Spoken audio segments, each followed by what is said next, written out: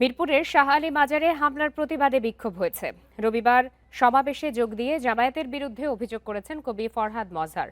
এদিকে হামলা মামলায় গ্রেপ্তার ৩ জনকে ২ দিনের রিমান্ড দিয়েছে আদালত। তবে স্থানীয় সংসদ সদস্য আরমানের দাবি, ঢালাওভাবে দোষ চাপানো হচ্ছে বিরোধী দলের উপর। মিরপুর শাহ আলী মাজার বৃহস্পতিবার রাতে ১০০ থেকে ১৫০ জনের দল মাজারে ঢুকে হামলা চালায়। এর প্রতিবাদে কয়েকদিন ধরেই চলছে বিক্ষোভ। সমাবেশে যোগ দেন লেখক ফরহাদ মজহার।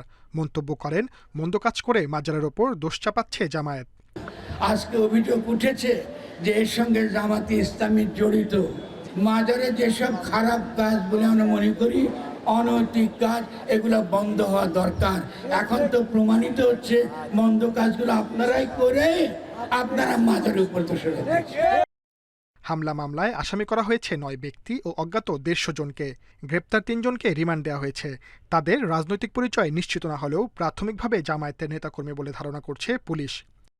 মাজারে যে কার্যক্রম হয়, যেখানে তাদের অভিযোগ যে সেখানে অনৈতিক কর্মকাণ্ড হয়, মহিলা পুরুষ একসাথে থাকে এবং সেখানে মাদক সেবন হয় এবং মাদক সেবন করে তারা বিভিন্ন চিৎকার চেঁচামেচি করে, গিয়ে তারা তাদের মারধর করে আইন হাতে নিয়েছে এবং সেই জন্যই তাদের বিরুদ্ধে মামলা হয়েছে। তবে জামায়াতের সংসদ সদস্য আরমানের দাবি, হামলার ফুটেজে যাদের দেখা যায়নি তাদের গ্রেপ্তার করা হয়েছে। আমরা দেখছি ঢালাওভাবে বিরোধী দলের উপর দোষ চাপিয়ে দেওয়া হচ্ছে। যাদের গ্রেফতার হয়েছে তার মধ্যে 2 জন গত নির্বাচনে বিরোধী দলের নির্বাচন করেছিল। ভিডিও ফুটেজে তাদের কোনো অস্তিত্ব নেই, কিন্তু তারপরে তাদের গ্রেফতার করা হয়েছে। মাজারে জামায়াতের হামলার অভিযোগও অস্বীকার করেছেন এমপি।